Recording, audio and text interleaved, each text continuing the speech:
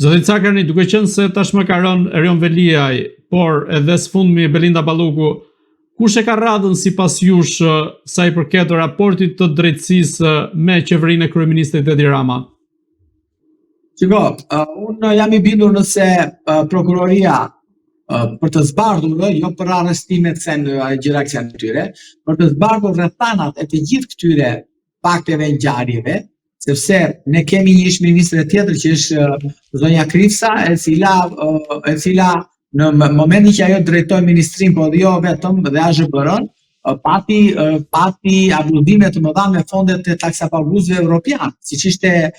IPARD-i 2, për të cilën ata kanë bllokuar edhe fondet për IPARD 3 kështu me radhë, ku fermerët shqiptar po vuajnë këto pasoja. Kështu që edhe ajo është një krim shumë i madh, një vjedhje e abuzim shumë i madh nëse do jetë i tillë. Kështu që unë mendoj se nëse nuk thirret dhe nuk pyetet zoti Rama, është kyçi, është njeriu i cili ka votuar qytetarët, po nuk trokitet te dera e kryeministrisë, oficerët e BK-s, ose nuk e thirrën atë në prokurorinë e posaçme, unë mendoj se asgjë nuk ka për të zbardhur, do mbetet gjithmonë e pa zbardhur një ngjarje, një akuzë penale. Kështu që kryeministri i vendit është person i cili mundet të jap informacione të vlefshme, mund të di mund mos di, mund të pyetet për rrethana faktesh, ngjarjesh e kështu me radhë, sepse është ai i cili i ka zgjedhur këta, është ai i cili ka deleguar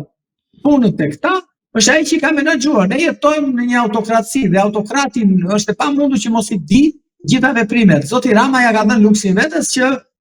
edhe ndërtimet mbi 5-4 në gjithë Shqipërinë të jap ai lejen. Kështu që kur ai kontrollon gjitha institucionet, nuk ka informacion çfarë bën sponse ti ose çfarë bën ministri i tij, kështu që në kuptim të kësaj mendoj se për të zbardhur të gjitha këto afera që këta quhen korruptive ose jo, padyshim që personi ky që duhet thirrur është kryeministri. Pa thirrjen e kryeministrit është e pamundur që hetimi të jetë i plot dhe gjithë përfshirë. Por nuk është një habi e madhe si thirrë zotin Berisha për 20 janari që ka djeni ose s'ka djeni për rrethanat e ngjarjes, kështu që mund të thirrësh edhe kryeministri shqiptar për gjithë këto afera korruptive, sepse drejt ta marri ikën arratiset një zvës kryeministër,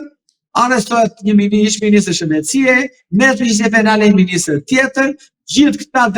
drejtorishe kështu me radhë, së fundmi ju arrestua ministri Brendshëm dikur atëre, tani zvës kryeministria merr fuqisje penale për afera çmendurisht të mëdha, padyshim të paprovuara se do i provojë gjykata me mendimin e saj, por akuzohet. Dhe kryeministri padyshim do të është njeriu i cili duhet të pyetet. Ky është normaliteti i veprimeve hetimore e një prokurorie të pavarur. Zoti Cakarni, dhe i pyetje fundit, si mendoni sa rrezikon Edi Rama nga Shtetet Bashkuara të Amerikës, duke qenë se një prej miqve të tij, të cilën e priti dhe në kryeministri, siç ishte Luftar Hysa, është vendosur në sanksione së bashku me familjen nga Shtetet Bashkuara të Amerikës sa i përket luftës kundër trafikut të drogës, duke qenë se ai dyshohet se është bashkëpunëtor i kartelit Sinaloa në Meksik. Shiko, kjo është një çështje që është përfolur dhe më parë. Zoti Rama edhe në emisionet investigative që ka patur Rai 3 apo jo vetëm, po edhe Arte së fundmi, një televizion europian, zoti Rama e ka pranuar takimin dhe dhënien e lejes së licencës për zotërinë në fjalë. Problemi qëndron që Shtetet Bashkuara të Amerikës, zoti Trump është i vetmi president që ka shpallur luftë karteleve. Dhe padyshim që ata të cilët janë të lidhur me kartelet do kenë pasojat e tyre për sa i përket me marrëdhëniet me Shtetet e Bashkuara të Amerikës. Duhet të kuptoni diçka ju mediat që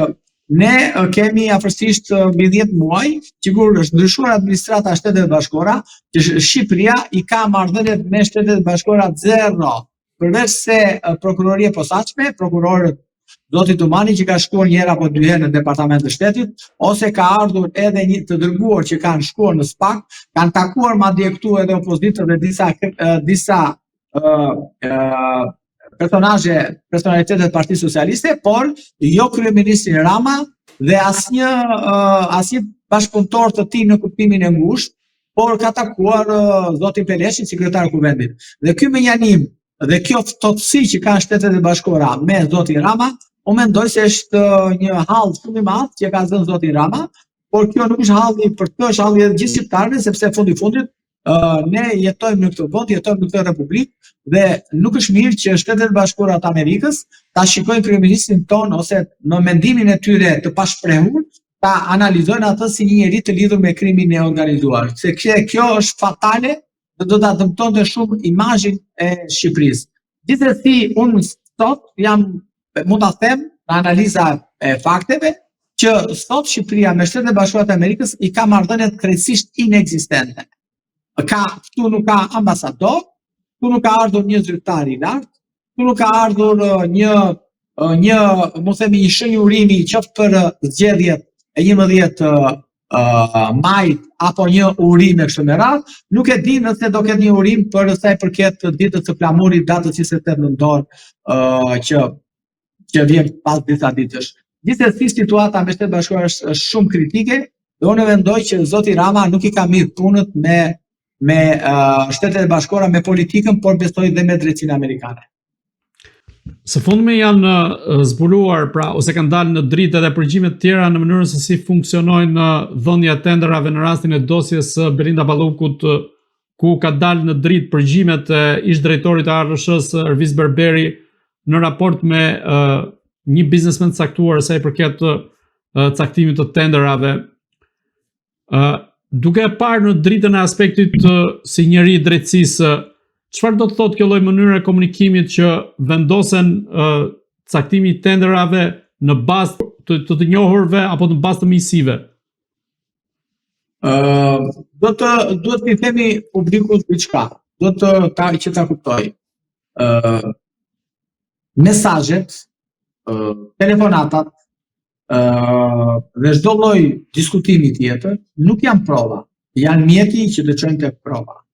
Padyshim, nëse këto do kur gërshetohen ose kryqëzohen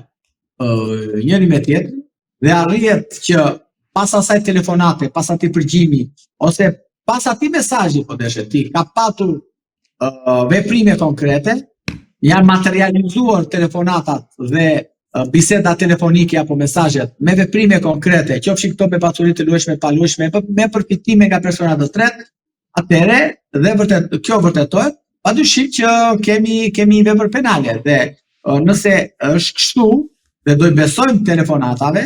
për të cilët apo biseda telefonike, mesazhe për të cilët janë bërë disa prej tyre janë bërë publike, atëre i bën që ato trajtohet për grupi strukturuar kriminal, sepse nëse veprimet kanë qenë në formën e bashkëpunimit, atëre i bën që kemi një grup strukturuar kriminal. Dhe grupi strukturuar kriminal në bazë të dispozitave ligjore i nderuar parashikon 4 kritere. Kriteret janë organizimi, funksionimi, qëndrueshmëria dhe koshtrirja dhe kohëzgjatja. Dhe kështu që nëse këto 4 kritere përmbushen nga këta, atëre jemi përpara grupit të strukturuar kriminal. Nëse telefonatat dhe veprimet e zonjës Balluku me varësit e saj kanë qenë të shtrira në kohë, kanë pasur qëndrueshmëri, kanë pasur veprime konkrete, atëre edhe vetë prokuroria dhe gjykata nuk mund ta shmangi këtë vepër penale. Prandaj që unë mendoj se duhet t'ia lëmë me heptimeve, pra duhet t'ia lëmë pas vetimore, ne dim shumë pak. Ne kemi dëgjuar vetëm disa në media kanë dalë disa pasazhe në kuptimin e përgjimeve, por kur ballafaqohen përgjimet pastaj me provat reale, me ato që disponohen nga avokatët apo nga prokuroria, sepse provat janë ato të cilat provat shkretore që ne i prekim me dorë fizike, që bëjmë krahasimin e telefonatave, atëre mundet të analizojnë më thellë nëse ka vepër penale ose jo. Unë nuk besoj shumë tek organi i procedurës, këtë për shkak të punës që unë bëj, sepse unë kam 3-4 njerëz klientë të rëndësishëm duke nisur nga presidenti i Republikës, për të cilin e njëjta mënyrë u përdor ndaj tij, u hoti bank për pasuri të luajshme, pa luajshme në Ghana, në Kenya, ku dëgjohen çat natyrës, dhe nga hetimi 34 vjeçar që është për zotit Meta, rezultoi një fluks kapuni sepse zero pasuri të luajshme, zero pasuri të paluajshme. Kështu që e thash këtë gjë për të sjellë në vëmendje të publikut që duhet padyshim që të presim hetimet, të presim hetimet jo vetëm nga pikpamja e organit procedurës, por edhe pse jo dhe të marrin parasysh edhe prezumimin e pavojësisë derisa të flasë gjykata me një vendim përfundimtar të formës të prerë. Unë nuk jam hyrë tek ata avokat që bëj populizëm, sepse populizmi dëmton jo vetëm jep publikut një ushqim të helmuar, por në fakt realiteti qëndron krejt ndryshe. Nuk po them që zonja Balluku është e pajshme ose e papajshme, por them që është mirë që kur diskutojmë, padyshim të kemi parasysh në mendjen tonë edhe prezumimin e pavojësisë derisa gjykata të japë vendim përfundimtar të formës prerë.